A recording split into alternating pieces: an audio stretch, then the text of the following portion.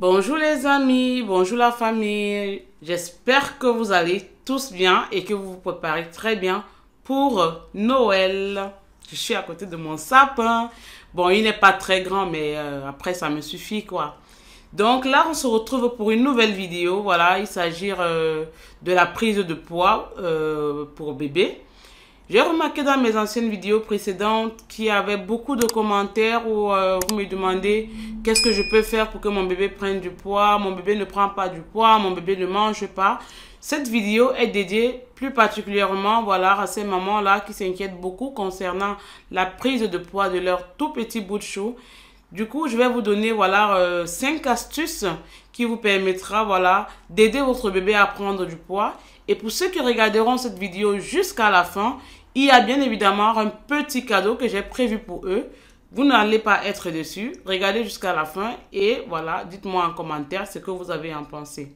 Donc les amis, là maintenant on va passer au premier point, la première astuce que je vais vous donner. Voilà, il s'agit bien évidemment de l'allaitement.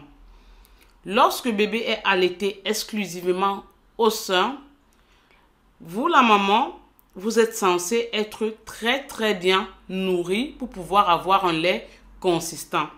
Parce que ce que vous ne devriez pas oublier, c'est que ce que vous mangez va dans le sein et bébé, lorsqu'il allaite, il consomme aussi la même chose. Raison pour laquelle on a tendance à dire que lorsque bébé est allaité exclusivement au sein, il a tous les nutriments nécessaires qui lui permettront d'avoir une croissance normale et d'avoir un poids normal. Passons maintenant pour les enfants qui sont allaités exclusivement au biberon. Lorsque l'enfant est allaité exclusivement au biberon, vous, la maman, vous êtes censé vraiment vérifier que vous donnez à votre bébé le dosage qu'il doit prendre. Sur toutes les boîtes de lait artificiel, il y a le dosage. Par exemple, si l'enfant a 5 mois, si l'enfant a 6 mois, si l'enfant a 3 mois, si l'enfant a 12 mois, le nombre de cuillerées, le nombre de millilitres d'eau, tout est écrit. Ça, vous devriez franchement prêter attention et suivre les instructions comme c'est écrit sur la boîte pour pouvoir donner le lait à bébé comme il faut. La deuxième astuce ici, c'est le contact peau à peau. Il y a d'autres qui me disent, mon bébé ne veut pas manger si ce sont des nouveau-nés par exemple, mon bébé ne veut pas manger, il ne veut pas téter, il ne veut pas prendre ci. Il faut favoriser le contact peau à peau avec votre bébé. C'est très important.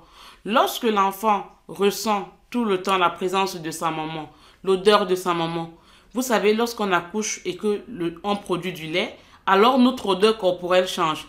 Le fait d'avoir bébé entre ses bras, d'avoir ce contact-là de temps en autre avec lui, le permet de vouloir manger. Bébé finit par réclamer qu'il veut manger parce qu'il ressent cette odeur-là de lait et ça lui donne envie de manger. Donc, n'hésitez surtout pas à avoir franchement un très bon contact peau à peau avec votre bébé pour pouvoir stimuler son envie de manger. Ça, c'est une autre astuce qui est vraiment très importante parce que je sais qu'il y a des mamans qui voilà ont plusieurs activités et voilà ne portent bébé peut-être pas à tout moment. Je ne demande pas de porter bébé à tout moment, mais lorsque vous avez du temps et que vous voulez par exemple allaiter votre bébé, prenez au moins quelques minutes plus tôt pour pouvoir le porter sur vous pour qu'il commence déjà à avoir envie à réclamer en fait le tété ou bien la nourriture. Le contact peau à peau là franchement c'est très important. Ne pas négliger cela. Ça c'est la deuxième astuce.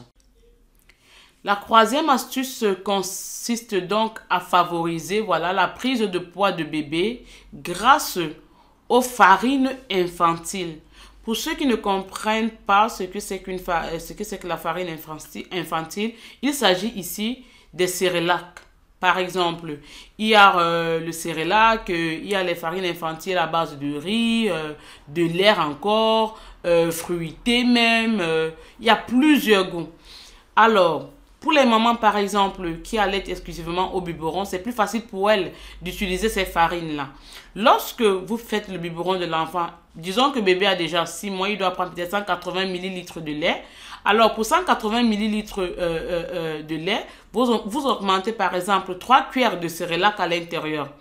le lait il devient plus consistant, il est beaucoup plus lourd. L'enfant mange, il est franchement rassasié. Même s'il laisse 30 millilitres, c'est pas grave. Mais si déjà il a pu boire au moins ce 160, alors c'est énorme, vu qu'il y avait à l'intérieur, voilà, de la farine infantile qui favorise encore la prise de poids de bébé. Maintenant, pour les mamans, par exemple, qui allaitent exclusivement au sein et qui voudraient déjà commencer à donner ces farines infantiles à leur bébé pour favoriser bien évidemment la prise de poids, je leur conseille de faire des petites bouillies. Voilà, je vais mettre à droite par exemple un exemple de bouillie que je fais qui permet aussi de favoriser la prise de poids de bébé. Là à droite, vous prenez par exemple votre cérélac, vous faites ça dans de l'eau, dans une marmite et tout, et vous donnez à bébé. Mais bébé doit avoir au moins 4 mois pour pouvoir prendre cela à la petite cuillerée. Parce que la diversification commence normalement à partir de 4 mois pour certaines mamans et pour d'autres à partir de 6 mois. Tout dépend de vous, à vous de choisir. Pour le 5e point, je vais vous demander bien évidemment de choisir voilà, les aliments riches en calories. Lorsque vous avez déjà commencé avec la diversification alimentaire, bébé a déjà 4 mois, vous commencez avec la diversification alimentaire. Privilégiez toujours les aliments qui sont riches en calories. Il s'agit bien évidemment ici de la viande, du poisson, du poulet, voilà, ajouter de l'huile d'olive, donner des petits pots de dessert de yaourt nature à vos bébés qui ne contiennent pas de sucre bien évidemment, donner des œufs. Donc, tous ces aliments que je viens de citer, franchement, sont riches en calories. Et qui dit calories, dit apporte du poids à votre tout petit bout de chou. Il y a aussi des fromages qui sont faits uniquement pour donner à des tout petits bouts de chou. N'hésitez pas à vous renseigner ou bien parfois quand vous allez au supermarché de poser des questions. Quels sont les fromages adaptés pour vos tout petits bouts de chou? Et si vous voulez une vidéo concernant voilà, tous ces aliments-là, n'hésitez pas à mettre en commentaire. Là, je vais faire une vidéo exclusivement où je vais vous citer tous ces repas-là, les fromages, les yaourts, tout ce que vous pouvez choisir pour pouvoir donner à vos bébés. Donc, mettez en commentaire. Cela me permettra aussi de vous constater que vous avez regardé la vidéo jusqu'à ce niveau-ci. Alors, maintenant, je vais passer au cadeau que j'ai promis à ceux qui regarderont la vidéo jusqu'à la fin. Ce cadeau est bien évidemment celle-ci. Un peu pour rire avec vous, ne vous énervez pas. Je sais que vous êtes pressés, hein, je vais vous dire. Alors, on arrive au cadeau, au précieux cadeau que je vous ai promis à la fin de cette vidéo. Il s'agit bien évidemment de comment vérifier la prise de poids de votre bébé. Il y a des mamans que, parce que leur bébé ne prend pas du poids, franchement, elles ne se sentent pas bien, elles sont tout le temps dans le doute, dans le stress et tout. Franchement, vous n'avez pas besoin de stresser. Si vous sentez que voilà, ça ne va pas, alors je vous conseille premièrement d'amener votre bébé chez le pédiatre. Mais avant de le faire, vérifiez d'abord ceci. La fréquence d'urine de vos bébés. Bébé est censé mouiller au moins 5 à 6 couches par jour. Ensuite, vérifiez aussi le nombre de selles. Le bébé est censé faire au moins 3 selles par jour. Vérifiez par la suite la qualité de la succion. C'est-à-dire, bébé est censé vraiment, comme j'ai parlé précédemment, la manière dont vous positionnez bébé, vous devez vérifier s'il tire vraiment le lait. C'est pour ça que je dis ici, vérifiez la qualité de succion de votre tout petit bout de chou lorsque vous l'allaitez ou lorsque vous le donnez le biberon. Vérifiez par la suite la longueur des tétés. J'ai dit, l'espace entre les tétés est de 2 à 3 heures de temps. Normalement. Donc, ne passez pas votre temps à donner tout le temps le lait à l'enfant. Non, non, non, non.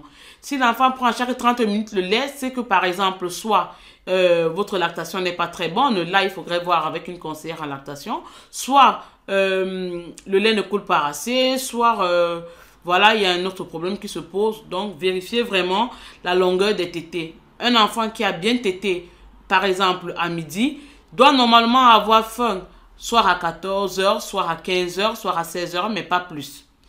Ensuite, la quantité de prise, voilà, par biberon est très importante. Vérifiez vraiment la prise par biberon que vous donnez à votre tout petit bout de chou. Je vous ai demandé de vérifier chaque fois les quantités. Bien respecter la posologie pour pouvoir donner le biberon à votre bébé. C'est très important. J'espère vraiment que cette vidéo vous aura plu et que j'aurai au moins répondu et réussi à aider j'aurais au moins répondu à vos questions et que j'aurais pu aider, voilà, quelques moments. N'hésitez pas à mettre en commentaire si vous avez d'autres questions. Je serais très ravie de répondre à toutes ces questions-là. Passez une très très belle fête de Noël et portez-vous bien. Bisous, je vous aime et on se retrouve à la prochaine.